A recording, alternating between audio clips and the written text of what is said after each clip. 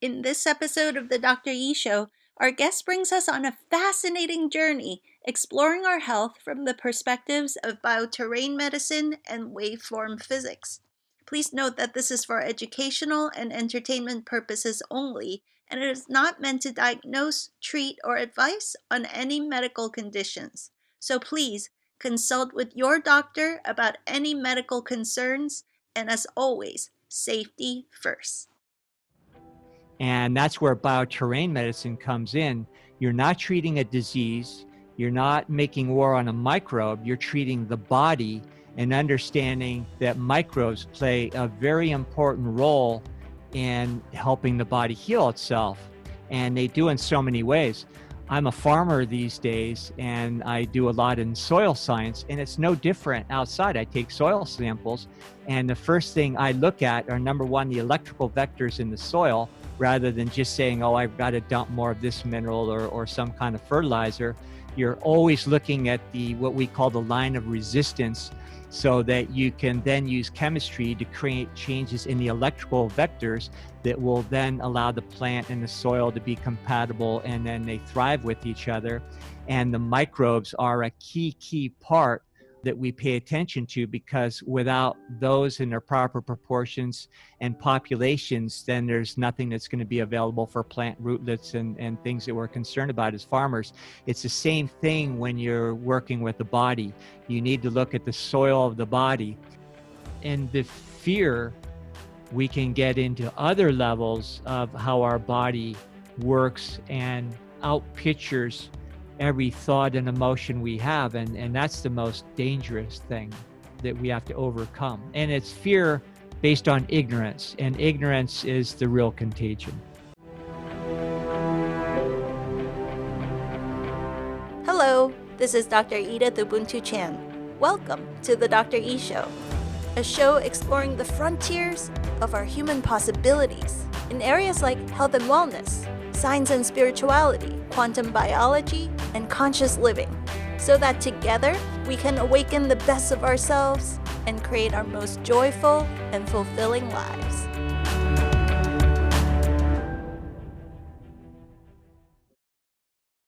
As a listener of this show, you're an outside-the-box thinker. You're aware that there's far more to our reality than we've been told. You're aware that so many of humanity's greatest problems come from our limited way of thinking. That in many ways, we've all been indoctrinated into a system that doesn't always serve our highest good. You're aware that maybe there's certain forces at work behind the mainstream media that reaps their profits from keeping people living in fear, stress, and panic. The recent world events has jolted us awake, though. We're all asking fundamental questions that I hope will give birth to fresh new ways of thinking, new systems, and new ways of being as a society. Right now, so many of us are asking fundamental questions like, how does our immune system work? What causes disease? What creates health? To explore all these amazing goodies, we have a very special treat for you today.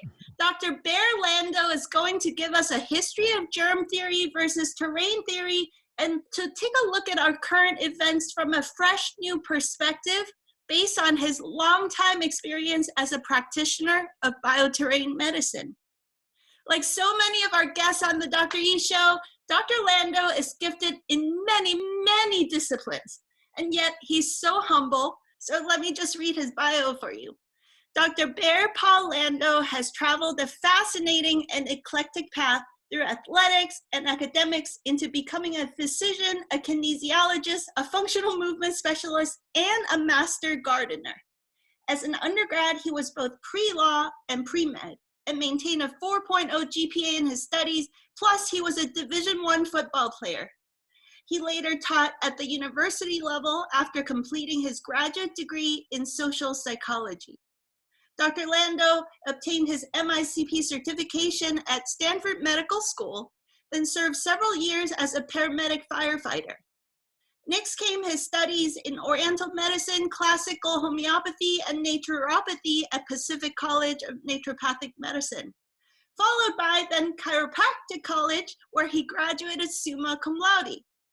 He's also a chartered diplomat in kinesiology from Body Integration International and has completed numerous postdoctoral trainings and certifications in holistic approaches to medicine, like bioterrain medicine, Japanese meridian therapy, craniopathy, visceral manipulation, functional movement specialist, endobiogenics, and German new medicine.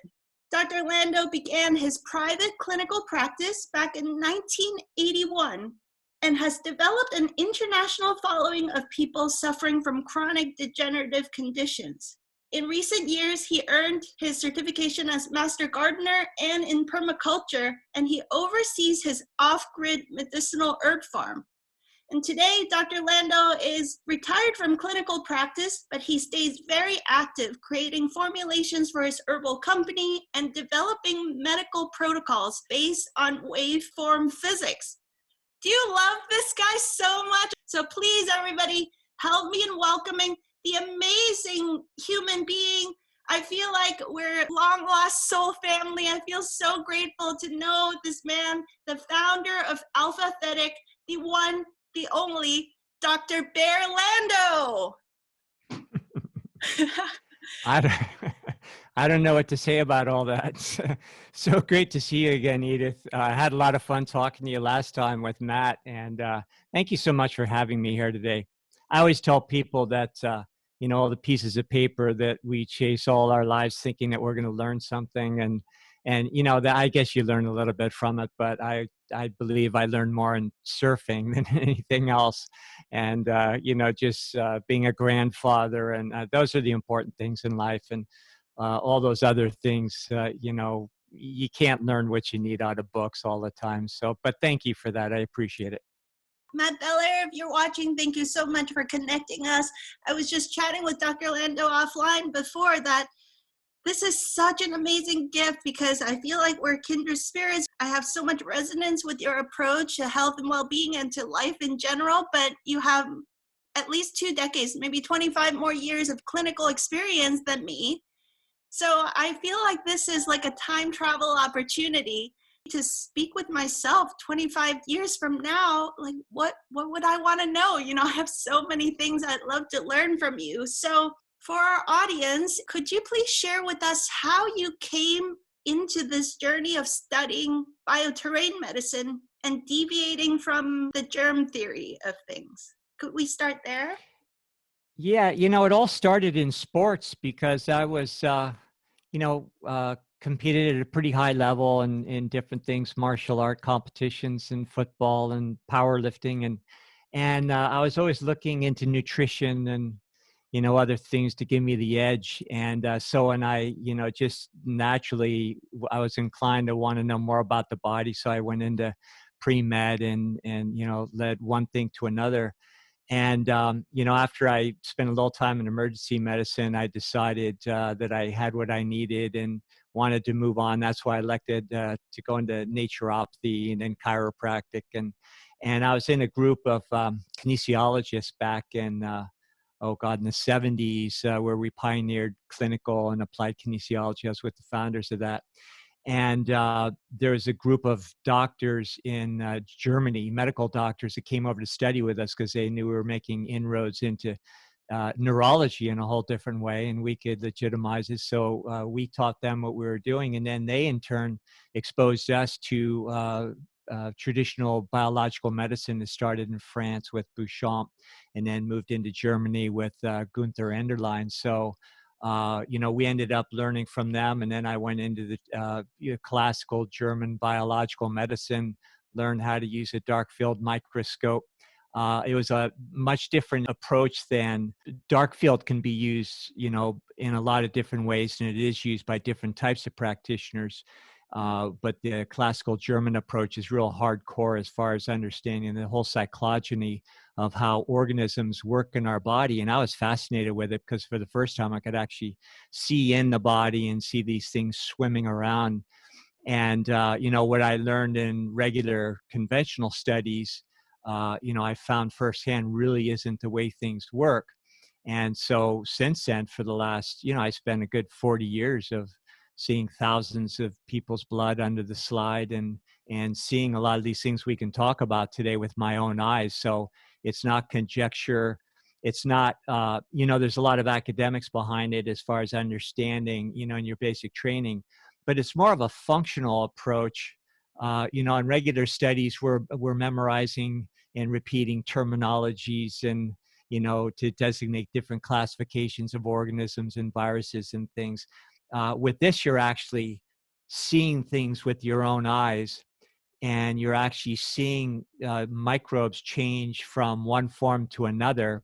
And then you can correlate that in your clinical experience with what the patient is actually going through, with what they've been diagnosed with. And then you can apply practical strategies. And then you see, as you manage the terrain, starting with the microbes especially, you actually see their condition change. So I have a very different belief system, not based on something I read, or just memorized, but something, that you can see. And dark field microscopy allows you to see organisms alive. And then, my original training in histology and beginning medical studies, of course, you're using microscopes where you're staining the slides, which means, it's good. It brings out certain things that you're trying to study and makes them more prominent so you can see them, but everything's dead. It'd be like, say you drop down from another planet and you want to know what a dog is like on planet Earth. So you go scrape an old poor specimen off the road somewhere that got flattened about 6 months ago. That's what we're doing in, conventional medicine, where, in dark field, you're actually, befriending a dog and petting it and seeing it up close, and you can interact with it. You can communicate, with it in different ways, and you really get to see what these creatures are firsthand. Wow. I've been binge watching your YouTube channel and learning so much. One thing that really hits home as I watch it is that those of us that went through some amount of medical training, there's so much memorization, regurgitation, and it comes at you at such a fast pace. There's no time to question anything. You just got to memorize, regurgitate, pass your board exams. And then you got all this school loans, so you don't have time to question anything after you get your license because you got to get to work, So our hustle pace as a society, and definitely in our medical education, makes it hard for us to just take pause and question, like, is it actually true what they taught us in school? That's the biggest gift about this current climate, is that so many of us are forced to take a pause and ask these questions like, wow, what are these assumptions based on? And what's the history of it? And who wrote the textbook? And are they sure? Where's the proof, Exactly. In school, and starting with our pre-med, prerequisites, we're taught one half of the equation. And what it is, they leave out the creative cycle and then just look at the end product. When you get into electrophysics, you learn that the creative forces are electrical vectors, and that's a whole discussion as far as where they come from. But then it's like a dual hydraulic pump, where one side is taking these informational fields, we'll call them, and compressing that data into what registers in our senses as vibratory or resonant fields. And so that's kind of the after effects of the other half of the cycle, that are renewing that moment by moment, those data fields, so that you can have a constant renewal process here on the ground with what we experience, and what I can only call simulation, because it's nothing. It's important and it's an intense simulation, but that is exactly what we're going through. And of course, that's a pretty deep discussion. But going back to medical school, we're taught that one half of the equation, and what we're really doing is studying the electrical after effects, the recording that register in our senses, and also the extension of our senses, which comes in forms of different instrumentation, EEGs, microscopes. They're still recording those same electrical vibratory after effects, but we never get to go on the other side of things to see where those things come from in the first place. And so what you're looking at, whenever you have these electrical effects that I'm alluding to, is they polarize and then go through many nuances to create all the characteristics that we as doctors, see as far as effects in the body and what we think of as disease. But if we're really taught how they are created in the first place, not only could we create practical strategies to help get people better, but our diagnosis would then be inverted so that instead of looking at a myriad of things where we get lost, the trees through the forest, we would actually find the solution first. And then from the solution, then you can go down into proper investigation of understanding why things are the way they are and how you got there. But instead, we're taught in medical school to be schizophrenic, where we're looking at all these parts and not understanding that you can actually visualize the whole and actually understand that there's no such thing as parts in the first place. And that gets into waveform mechanics and things. But this is hardcore science. And, back in the old days, science was actually, based on chemistry, and chemistry was called alchemy. And we think of alchemy these days as some kind of voodoo sort of thing, or some mysticism. But in fact, chemistry, as opposed to alchemy, is just one half of the after effects. It's a physicality that, people like Deepak Chopra say the superstition of materialism.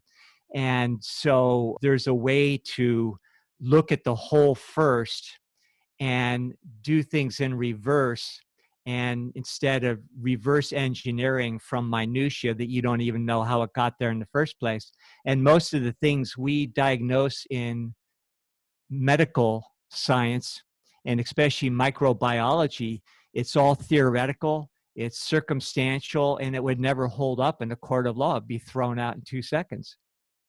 Okay, let's go there then. What is a germ, or maybe specifically, what is a virus? Okay, so I see what I believe to be viruses under the microscope all the time. And the theory of a virus, which is external to us, is really flawed. And again, you correct me if you have different ideas, or if if somebody can prove anything I'm saying is wrong, I'd want to know the truth. But I believe I'm close to the truth, because with the understanding I have just from observation and then applying therapies based on that observation, it seems to work really well in helping people get better and heal their bodies. And that's where bioterrain medicine comes in. You're not treating a disease. You're not making war on a microbe. You're treating the body and understanding that microbes play a very important role in helping the body heal itself. And they do in so many ways. I'm a farmer these days, and I do a lot in soil science, and it's no different outside. I take soil samples, and the first thing I look at are, number one, the electrical vectors in the soil, rather than just saying, oh, I've got to dump more of this mineral or some kind of fertilizer. You're always looking at what we call the line of resistance, so that you can then use chemistry to create changes in the electrical vectors that will then allow the plant and the soil to be compatible, and then they thrive with each other. And the microbes are a key part that we pay attention to, because without those in their proper proportions and populations, then there's nothing that's going to be available for plant rootlets and things that we're concerned about as farmers. It's the same thing when you're working with the body. You need to look at the soil of the body. So when I see under the microscope cells that have certain characteristics that tell me that there's a toxic ecology, and that environment, is not capable of producing health, which you can tell very readily with enough experience, you see that the blood cells are actually engorged in a certain way. They have a certain look, and you'll actually very often in those conditions see things giving birth out of red and white blood cells. And, there's chemical labs that I do that in, all these years, I always just called them cell debris. But working in the field of stem cell research, and we have a way to do stem cell stimulation with botanical substance, which is a fun topic. But when you look at stem cell research these days, they're talking about exosomes and endosomes. And I believe what I used to call cell debris all these years was actually what they're verifying in stem cell research. So you see these under the microscope, these things that come out of the cell, and then you see them differentiating into different forms.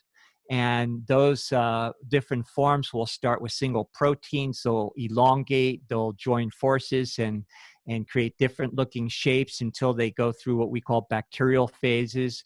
And then right before your eyes, you'll see what you and I learned in school is, maybe streptococci, something like that, rods and little round things that we classify as different entities in microbiology. But in fact, they're not different entities at all. They all come from the same seeds.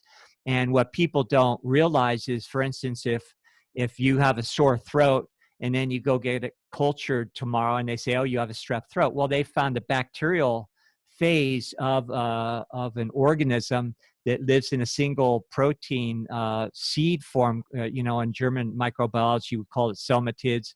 I studied with Gaston Naessens, who, verified it with his somatoscope. He called them cell-matids. Royal Rife called them virus. But we're all talking about the same thing. But that Penicillium notatum, which is one of those seed organisms that all of us have in our body, and we couldn't exist without it, then it will differentiate, and you can see it going through these predictable cycles until it gets to the bacterial phase.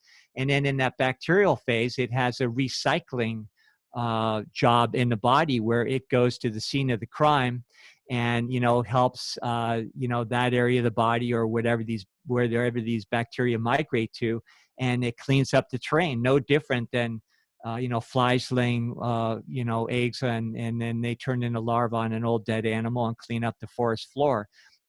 When you learn nature's processes, whether it's in the external ecosystem or in our own bodies, they always follow the same format. And that's why they say, as above, so below. And if you learn one area, then everything. And so you just have to grasp these principles, whether you're a farmer, a doctor. If you can wrap your mind around just one single facet of nature's processes, you've got the whole thing, and you can apply it to whatever you're doing. Now we left out viruses, but I wanted to let you jump in here, so I'll come up for air, and then we'll go into whatever you want. Okay, so I think most of our listeners out there listening to this, your mind just got blown into a million pieces. I think we might need to go a little bit slow. Can we go back to the history of germ theory and the idea that germs are contagious from outside in? And okay. where are the flaws in that thinking first? Can we start kind of busting some old myths before we go into the new system of thinking? Sure. So, and tell me if I'm answering your question. Okay. There's a whole history of individuals, Beauchamp, Enderlein, Rife, some of the ones we've already mentioned that were all instrumental in putting the pieces of the puzzle together so that people like myself, could learn from them and then have our own experience. But let's just take the example of the sore throat. So let's just say that maybe you're breathing things in the atmosphere that are toxic, maybe heavy metals and things that they're aerosoling these days, contaminants from manufacturing and industry, things that are unnatural. And what we have is a whole system, of course, in the upper respiratory system that screens that, it filters these things. But then, when those toxins and those foreign matter overwhelm those filtering mechanisms, then they can enter into the body.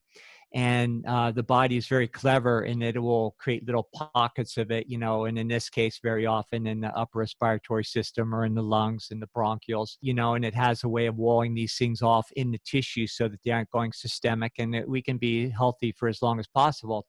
And now, if in fact those have accumulated to the point where our body really needs to clean house, then that pleomorphic progression that we're talking about with these little seeds will develop, through the cycles and go into something we might call streptococcus that migrate to that scene. And they're just like scavengers in the outer ecology, that will, eat up and, give it their all and die themselves in the process in order to help us clean the environment, just like flies in the forest there. But in the process also, they'll secrete enzymes and other cofactors that will raise your temperature. It'll make your throat swell and feel lousy and painful. And, if you didn't know any better, you'd say you're sick. But in fact, that's just part of the healing. Now, if you understand how things work and you adjust your lifestyle so that you can clean house regularly, then you don't have to have this normal recycling mechanism come along, with the yearly flu, as we call it, or cold, in order to clean house, which brings us in to the next question I would have if I was listening to all this is, well, okay, explain exactly why people go through flu seasons, especially in the winter and that sort of thing. So we can get into that next, but Please keep going. how are you doing? Okay. So let's go to Chinese medicine. Both you and I have background in that. And I love Chinese medicine. It's been a big part of, my practice over the years. And I like it because it's really based in an understanding of, taking our external, environment and then understanding that our body is a hologram of that, and it works exactly the same. So, we talk with cultural metaphors from Asia, where they talk about yin and yang and the 5 elements and so forth. We can actually explain that in waveform physics these days so that the left brain of us Westerners, can actually understand that, and it gets really logical. But I like the cultural metaphors. For instance, when they're talking about the 5 elements, they link different seasons to those elements. And let's take winter, which is linked with the kidney system in Chinese medicine, and also with the emotions of fear. It's that kind of dark, foreboding time of the year. And, as a farmer in the wintertime, my farm looks kind of bleak and dank and everything looks dead and everything's composting. All the life that was given birth in the spring and came to maturation in the summer and fall, now it's being composted. It's being, with organisms and everything, it's being returned to the soil so that once again, new life can come next spring. So in our bodies, it's the same thing. Seasons, properly understood, aren't just weather. It's an energetic shift, which it's a whole different energy, one of the 5 elements. So in the winter time, our bodies are naturally following those cyclic energetic shifts. And it is now getting ready for new life, for rejuvenation. And if in fact that we have accumulated a little baggage on the way, that is going to be the prime time that our body is going to start composting itself. All the waste products, all the things that we've done to ourselves, maybe by indiscretions in our lifestyle, or even more noticeably or notably, the way we think and the things we believe. For instance, toxic emotions are worse for you than going out and eating a Big Mac. So wintertime is when we get to recycle all these things. I see somebody in the background there. Hi. How you doing? Dr. Lando. Hi. I remember you from last time. How you doing? Good. Those of you that are listening to the audio, our boy just tromped into the studio with finger quotes. Okay, please keep going. Yeah. So wintertime is the time where we're normally recycling, and that's where we get those pleomorphic progressions of organisms that live inside of us all the time, including virus, which we can explain those a little bit more detailed, where they come out to do their job to help us clean house. So that's why you'll get people, in great numbers at different times of the year, and that all come down with the same symptoms. And we're all, as a species, we fail to understand that we're an interconnected web of intelligence and also connected with nature. We're not separate. And that's where bioterrain medicine is really great. That's where Chinese medicine is great, because we realize it's all holographically expressed, all the way up and down the chain, experiencing the same thing, but expressing it on our little level of reality. So that's why people get sick in numbers at certain times of the year. Back when I was a kid, they were having a polio outbreak. And by the way, the vaccines for polio didn't really come in until after it was kind of ran its course. That's a different story. But there were contaminants that we were exposed to as children. So the herds, if you want to just talk about it that way, were exposed to neurotoxins, and the herds had a great need, because we're all accumulating these things in our bodies. And there was a herd reaction where numbers of people had neurological symptoms as internal mechanisms came into play in order to clean these neurotoxins out. And then, the herds recover and make adaptations to these new exposures that are unnatural and the people never had to deal with before. When those adaptations happen, we're never quite as a level of robust health as we were prior, but we do adapt until another mass exposure comes that can create the next epidemic or just the yearly flu. So I'm thinking, when I was a kid, our parents said, oh, this one kid got chicken pox. Let's expose all of you guys and get it over with. That's what we used to do. Now they have a vaccine for it. The culture when I was a kid was, let's get it over with. Let's get it infected across the family and all the cousins so that we have lifelong immunity. Is that faulty thinking too? I would say yes, and it gets a little bit more complex, and I'm highly simplifying things, but there's another level of reality to microbes that people don't realize readily, is they convey information.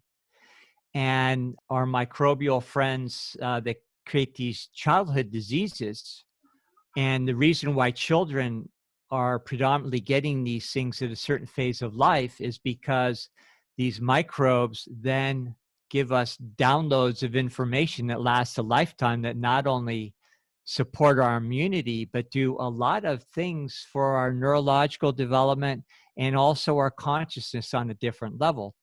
Now we're getting into some things that would stretch people's imaginations a little bit more, but kids are going to be more prone to getting the measles, and there are contagions, but they're more electromagnetic level contagions that can be conveyed between people, and including groups of kids that are having a measles party, where you're actually getting informational field on a different level that then provokes a biochemical changes in the terrain that provokes certain organisms to then go through cyclic changes that also produce the physical symptoms then we categorize as a particular illness.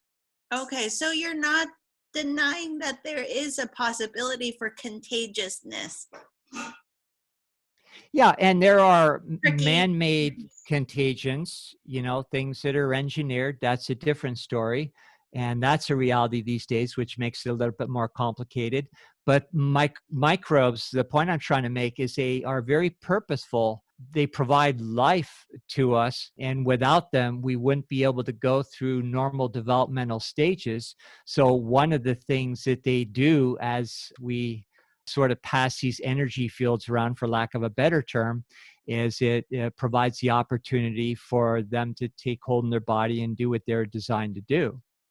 Okay, so should we or should we not be scared of these contagions? And I guess my question is, under what circumstance do people not then get the download of information and move past it? What causes us to get stuck in that disease state where we can't move through it and gain the benefits? Because that's what people are worried about, is that, oh, this is deadly. Under what circumstance do we get stuck and it becomes a deadly situation? Well, what's happening now, and I'm sure you've noticed the same thing in your practice, but a long time ago when I first started my private clinical work, certain conditions that were rare, things like ALS and these neurological degenerative diseases and rare cancers, now they're epidemic. So any reasonable forensic medic is going to say, well, what changed in between then and now? In conventional circles, we really don't do that. We're just always trying to find the roots of a disease so that we can make war against a disease. So it doesn't take a genius to know that food has changed, lifestyles have become sedentary, people are disconnected on a spiritual level. We have rampant use of drugs of all types, especially pharmaceuticals. And these things all contaminate us and require the body to take extraordinary measures and use up internal resources that were back in the day normally available in order to run what we call in New German medicine a biological program to heal us. And what happens is those resources are not available. And so when these normal programs to heal us are activated, which include in large part the activity of microbes that we're talking about, then they get stuck on what I just refer to as a biological plateau. It would be like you're out in a construction company and the lines are down and I'm pouring a foundation and I can't, reach somebody to, get a truckload of gravel out to the job site. And so, neurologically we're impaired so that communication breaks down. And also we don't have the resources. So in bioterrain medicine, if somebody comes in with MS or cancer or even the flu, you don't treat a disease. You have ways to inspect what the body needs and why it is on an uncomfortable plateau that in the case of a growth in the body or neurological degeneration could actually become life-threatening. And so there are very specific ways where you can understand and prioritize in a sequential way what you need to do in order to get that environment back to its normal self-maintaining, self-correcting state, which is innate in all of us. And that includes different preparations that were first created by Gunther Enderlein that are the seeds of these microorganism populations in our bodies, not to be confused with probiotics and other types of things that can be very useful as well. But these seeds that then differentiate and do all the things that the body normally does with these biological programs that heal us. And it would really surprise people, but even growths in the body are designed to heal us. And way back when, doing, cadaver dissection and all these gross things we used to have to do, I'd notice these scars inside body cavities. And an old professor at the time said, well, those are tumor scars. And, back then, he had a whole different training that I had. He was about my age back then, and I was in my 20s then. And, it didn't make sense to me, but he just said, yeah, I don't know, these growths just come and go and people don't die because of them. Usually they just dissolve on their own and leave a little scar. And sometimes when they don't go away, you die with them, not because of them. And so now understanding the role of microbes in the body and how growths actually have a function. And the reason why they don't go away and keep growing is because the normal resources in microbial populations that would normally use that to bring in oxygen to the tissue because of the greater cellular mass and all sorts of things, even on a level of the psyche, then when it fulfills its function, the terrain is returned to normal. We make sure that it has the right microbes and things that normally would migrate to the scene of the crime right when the whole event was triggered, so that they would digest that growth when it was no longer necessary. That's what used to happen in bodies, but now people with the use of antibiotics and all sorts of other things don't have those normal microbe populations, and they don't have just normal nutritional resources either. So that's what bioterrain medicine is all about. And viruses, I want to keep coming back to that because we haven't fully explained those. they are an important part of the housekeeping process. Wow. So, given all of this, what do you feel about this physical distancing that we're all doing? What do you think the pros and cons of it, these policies that we have right now? Okay, so great segue into virus. Viruses are dead. They can only get in your body if they're injected in. That's my strong opinion. There are a lot of the world's top virologists and medical doctors that agree with me because we have a different understanding.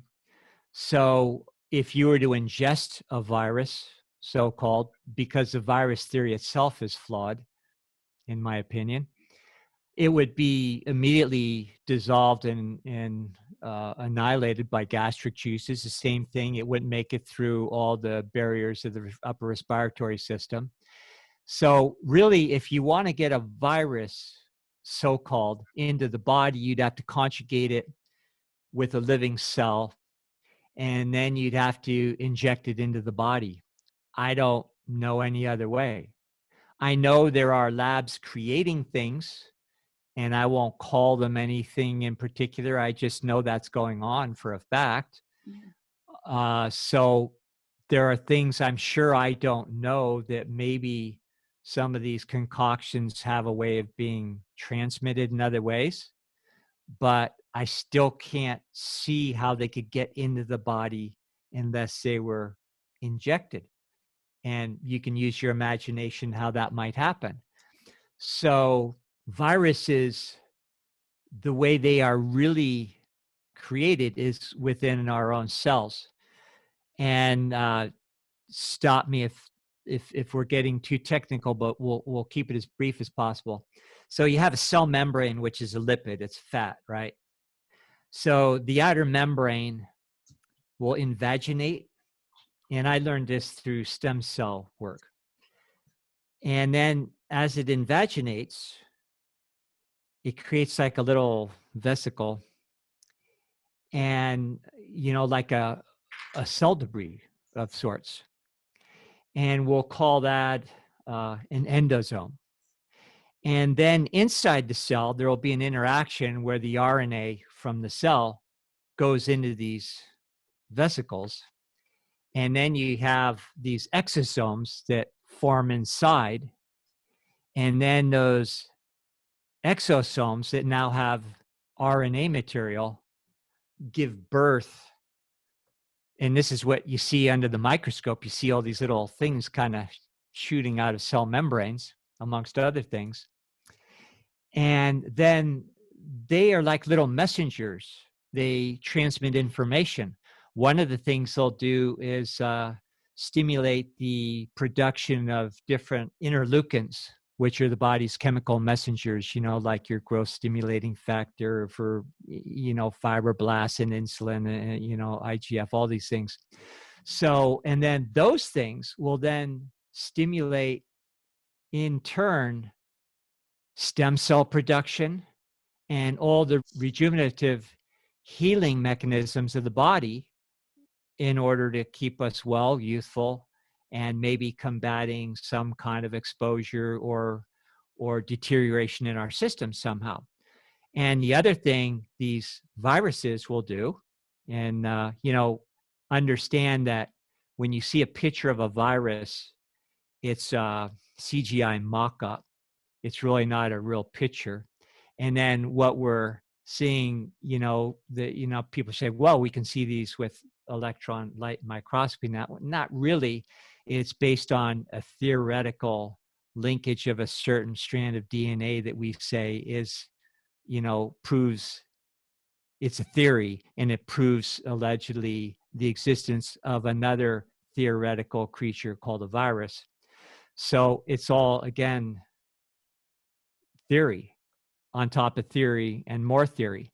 But when you see these with your own eyes and how the cells actually create these, and now verified with more recent mainstream medical research in the stem cell work, these guys are actually a healing mechanism of the body. And also, it will stimulate the cells to secrete certain surfactants and things that are like solvents that clean out, body systems.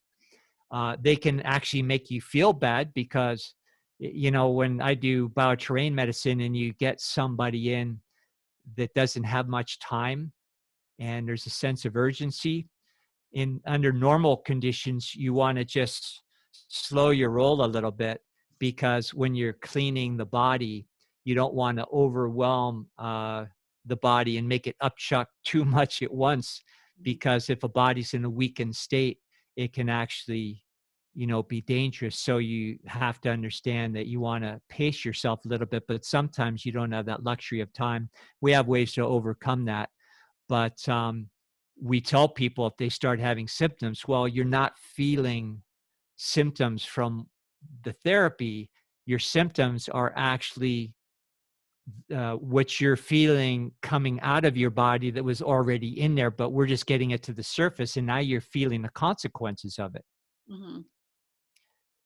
So that's, what symptoms come from. And that's also why we get symptoms when, say, strep throat again. It's not only creating certain swellings and fevers and things on purpose to help you clean house, but we're also feeling the consequences of a lot of the things that it's cleaning out on our behalf. So virus are one of the mechanisms that help that. And when I do another set of labs I do called ionization analysis, one of the main things I look at is cell debris. And these are things that I can just extrapolate from functional medicine based on what I see. And then when I manage the terrain and do seeing things, and then the labs change, and what I see under the microscope changes, that would suggest a cleaner ecology, then I also notice a high correlation of people getting better from symptoms or from whatever their diagnosis was. So on a functional level, I just, have to take an educated guess. But as a clinician, you don't really care if some institution hasn't done definitive research in their manner that they do things, because the people that, I would see over the years didn't have long in their bodies. So you just found out what works. And maybe these kinds of explanations wouldn't stand the scrutiny of the way they look at things, but you can't argue with the fact that it works. And just like being a farmer, things grow or they don't. And then also keep in mind, I travel in circles with other doctors worldwide that do the same thing. And we, put our heads together and we say, yeah, I'm experiencing the same thing. So there's got to be something to it. It's just that a lot of the deprogramming we need to do is that we came from a very rigid, materialistic, reductionistic way of thinking. And what you're talking about is a lot more like gardening than what we're used to thinking about, reducing everything to one thing that we should go to war with. And I think that's what I used to always struggle with in Chinese medicine school, is that we would go to Chinese medicine class and we would be demanded to think so circularly and multidimensionally, and kind of everything is interrelated to everything else. If you tweak this one thing, there's a whole cascade of effects that we have to start to see. The herbal medicine formulations always look at, okay, this is the main thing you want to tweak, but as you tweak this, there's a cascade effect. So the herbal formulation thinking has to think 10 chess steps ahead of the game always, right? It's so elegant and beautiful, but also it's crazy making from the old version of medicine, where we're just thinking of one single simple black and white answer. And then I was switched to our Western medicine classes, and everything was black and white. And it was like I had multiple personality disorder in school, because I couldn't hold that both of these realities are the same. And I'm so grateful to chat with you, where you're starting to use a Western mind and kind of morph it back into that holistic mind again. Well, the medical diagnosis of fragmented thinking is schizophrenia, and that's how we're taught to think. Okay, so what do you think, back to my question, what do you think about this social distancing? I don't see the need for it. we have a permaculture guild here, and, we're still having our regular work parties where we, once a week go to each other's farms and, 20 people at a time and all work together to help each other out. And nobody's wearing masks. We're healthy because we're outside. And, earlier on, just to finish answering your question, the way to keep yourself healthy is to, number one, stay out of a state of fear, because that creates more problems in our internal ecology than anything else. And you want to be outside. You want to have human interaction where we aren't afraid of each other or hating on each other because maybe somebody has a different belief system. I live very remote, off grid, but occasionally I go into town for supplies. And up here, it's not like being in the city. There's not near as many people that buy into it. There's just, people think a little bit differently in the country, I think, because it's just a different animal. It's just the way it is. But you see a few people these days with mask on, and I respect that. I have a different belief system, but I'm not going to walk up and give them a hug or get in their face about, oh, that's dumb or anything. So I think the best thing we can do is just respect each other. Somebody wants their space, fine. But in my opinion, I see no need for it on a real grounded level of microbiology. And there's no way that I'm going to touch a doorknob, and have, a dead thing that they call a virus somehow, okay, I'm going to touch my face and it's going to, it doesn't make any sense. And a lot of the precautions that people are taking, let's just make believe there are viruses the way they say. There are things that I understand. It doesn't matter if you call it a virus or whatever. I've given a different explanation. So there are real things. We're not pretending that nothing exists.